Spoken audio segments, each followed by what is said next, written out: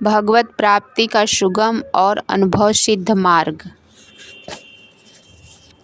शरणागति। नित्य लीलाली श्रद्धेय भाई जी श्री हनुमान प्रसाद जी पोद्दार। शरणागति में इस बात का विचार नहीं किया जाता है कि शरणागत होने वाला किस प्रकार का साधक है। उसमें तो केवल एक ही बात देखी जाती है कि वह भगवान के शरणागत संपूर्ण रूप से होना चाहता है या नहीं। भगवान की शरणागति के लिए, भगवान के प्रति आत्मसमर्पण के लिए यह आवश्यक नहीं है कि उसमें अमुक अमुक प्रकार के बाहरी गुण होने चाहिए। होने चाहिए जिसमें बाहरी गुण हो, केवल वही भगवान की शरणागति प्राप्त कर सकता है, ऐसी बात नहीं है। कैसा भी हो, किसी श्रेणी का हो, किसी वर्ग का हो, किसी वर्ण का हो, किसी जाति देश का हो, उसने पहले कुछ भी किया हो, उसकी अब तक की दिनचर्या कैसी भी रही हो, इस समय वर्तमान में वह यदि सचमुच अपने दैन्य का अनुभव करता हुआ अपनी दीनता, अपनी साधनहीनता, अपने मन की मलिनता, अपनी सब प्रकार की अयोग्यता, अपनी आसक्ति, इन सब का अनुभव करता हुआ जो सर्वसमर्थ परम सुहृद अकारण स्नेह करने वाले भगवान के श्री चरणों में अपने को डाल देता है, बिना किसी शर्त के, केवल भगवान की कृपा के भरोसे, अपने साधन के भरोसे नहीं तथा अपनी शक्ति और अपनी योग्यता के भरोसे नहीं, अपने किसी पुरुषार्थ के बल के भरोसे नहीं, अपने किसी धर्म कर्म के भरोसे नहीं, केवल भगवान की कृपा के भरोसे विश्वास पूर्वक उस कृपा पर आस्था करके अपने को जो भगवान के श्री चरणों में डाल देता है, तब भगवान यह नहीं देखते कि यह पहले कैसा था, यह किस जाति का है, किस धर्म का है, इसके अब तक के आचरण कैसे हैं, यह सब भगवान नहीं देखते हैं। बस सन्मुख होई जीव मोहि जबहि, जन्म कोटि अगनासहि तबहि, कोटि विप्र बध लांघहि जाऊँ, आए शरण तजहु नहीं ताहू। भगवान कहते हैं कि जिसको करोड़ों ब्राह्मणों की हत्या का पाप लगा हो, उसका भी शरण में आने पर मैं त्याग नहीं करता, तजहूँ नहीं ताहूँ। इसलिए भगवान की शरणागति के लिए केवल भगवान की कृपा पर विश्वास ही परम और चरम साधन है।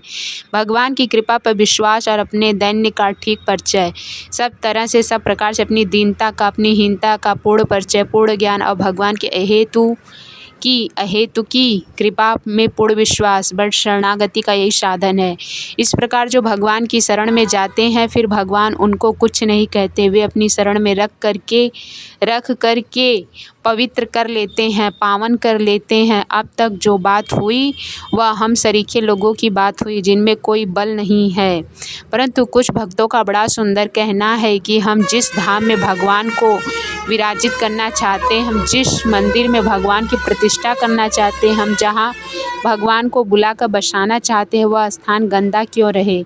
यद्यपि गंदगी वे साफ कर देते हैं, यह तो उनकी कृपा है, परंतु क्या हम किसी गंदी चीज़ को लेकर अपने परम प्रेमास्पद प्रीतम प्रभु को ग्रहण करने के लिए उनसे कहें। यद्यपि वे इसे कृपापूर्वक ग्रहण कर लेंगे, परंतु यह उचित नहीं है। भगवान तो परम मंगलमय है, परम कल्याणमय है, परम पवित्र है। उन भगवान के सामने जाकर हम उनसे कहें कि हम गंदगी से भरे हैं, आप हमें ग्रहण कर लीजिए। यद्यपि वे ग्रहण कर लेंगे, परंतु यह उचित नहीं है। इसलिए क्या करें, भगवान की कृपा यहाँ भी कार्य करती है। उनकी कृपा के बल पर हम अपने को विशुद्ध करें। यह विशुद्धि भी शरणागति का ही एक अंग है। यह विशुद्धि क्या है? शरणागत शरण में जाने वालों के लिए 3 बातों की आवश्यकता होती है। प्रथम बात, शरण्य भगवान के अतिरिक्त दूसरे किसी में भी शरण्यता का भाव न होना। किसी अन्य प्राणी में, पदार्थ में, देवता में, साधन में अथवा किसी अन्य में भी शरण्यता का भाव न होना। भगवान के सिवा और कहीं भी मुझे शरण मिल सकती, इस प्रकार की भावना न रहना। इसी का नाम है भजते माम नन्य भाग। गीता 9:31वां श्लोक। माम अनन्य भाग भजते, दूसरे को हिस्सा न दे। भगवान के सिवाय दूसरा कोई शरण देने वाला है, इस प्रकार की कल्पना मन में न रहे। कोई साधन, कोई देवता, कोई इष्ट या अन्य कोई भी चीज़ मन में न रहे। दूसरी बात, भगवान की शरण्यता में पूरा विश्वास हो कि भगवान जब शरण में ले लेंगे तब हमारे लिए कोई चिंता या कोई भय नहीं रह जाएगा। अगर मन में यह चिंता और भय है कि शरण तो होते हैं परंतु कुछ और करना पड़ेगा, बिना कुछ किए कैसे काम चलेगा, तो इसका अर्थ है कि शरण्य में विश्वास नहीं। तीसरी बात, हम जिसके कारण होना चाहते हैं, हम जिसके शरण होना चाहते हैं उसके सामने किसी भी प्रकार की कोई भी अपनी मांग मत रखें, अपनी कोई मांग बिल्कुल न रहे। तीसरी बात, हम जिसके शरण होना चाहते हैं उसके सामने किसी भी प्रकार की कोई भी अपनी मांग मत रखें, अपनी कोई मांग बिल्कुल न रहे। ये 3 बातें शरणागत होने वाले में होनी चाहिए। यदि ये तीनों बातें हैं तब अंतःकरण की विशुद्धि हो जाती है। इनके आते ही जितने पाप हमसे बनते हैं, इनके आते ही जितने पाप हमसे बनते हैं वे दूर होने लगते हैं। यह बिल्कुल सैद्धांतिक बात है कि जिस प्रकार 1 और 2 मिलकर 3 होते हैं, 2 और 2 मिलकर 4 होते हैं, उसी प्रकार जब हम भगवान की शरण में जाना चाहते हैं उसी समय हमारे जीवन में रहने वाले पाप भागना शुरू कर देते हैं, वे रह ही नहीं सकते। जब हमने निश्चय कर लिया कि एकमात्र भगवान ही हमारे शरण में हैं और हम उनकी शरण में जा रहे हैं, तब जितने भी भोग पदार्थ हैं, जितने भी काम्य पदार्थ हैं, उन सब का आश्रय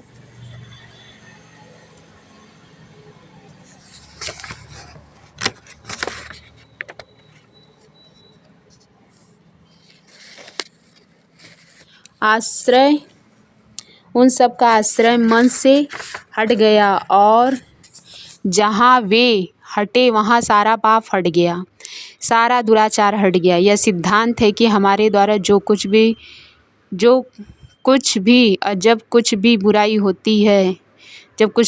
होती है, पाप होता है और अनर्थ होता है, तब उसका एकमात्र कारण है भोग, कामना, भोगों का आश्रय, भोगों की शरण्यता में विश्वास। संसार के भोग हमें सुख दे देंगे, इस प्रकार की भ्रांत धारणा, यह धारणा जब तक बनी है तब तक मनुष्य बच नहीं सकता, अनर्थ से बच नहीं सकता, दुराचार से और बच नहीं सकता है पाप से।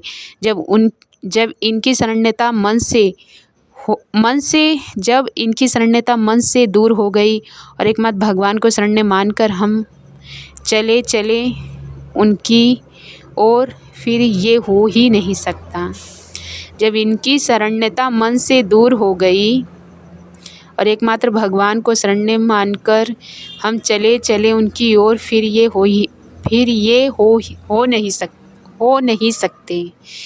हो नहीं सकते। वल्लभ संप्रदाय का एक बड़ा सुंदर मंत्र है, श्री कृष्ण शरणम मम। यह मंत्र ही रह गया है, अब भाव बहुत कम लोगों में है। यह मंत्र कितना सुंदर है कि श्री कृष्ण ही एकमात्र मेरे शरण्य हैं, वही एकमात्र मेरे आश्रय हैं और कोई भी आश्रय नहीं है। अन्याश्रयत्व का सर्वथा परित्याग इसमें है। अन्य आश्रय, अन्य देवता का आश्रय, अन्य वस्तु का आश्रय, भोग वस्तु का आश्रय, किसी प्राणी का आश्रय, किसी स्थिति और अवस्था का आश्रय, ये सारे के सारे अन्य आश्रय हैं, दूसरे के आश्रय हैं। जब तक दूसरों का आश्रय है, जब तक भोगाश्रय है, जब तक संसार के पदार्थों प्राणियों का आश्रय, तभी तक अंतःकरण अशुद्ध है, तभी तक अंतःकरण में पाप और पाप की भावनाएं उत्पन्न हो सकती हैं।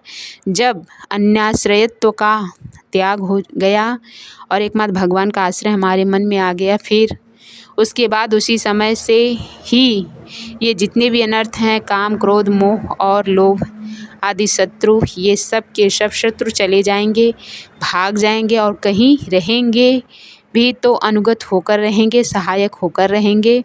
फिर एकमात्र कामना मन में होगी कि भगवान की शरण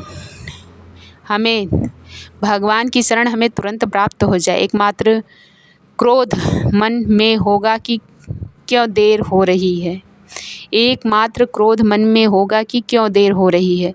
झुंझलाहट अपने पर होगी। भगवान के चिंतन का लोभ होगा कि क्यों कम चिंतन होता है और होना चाहिए।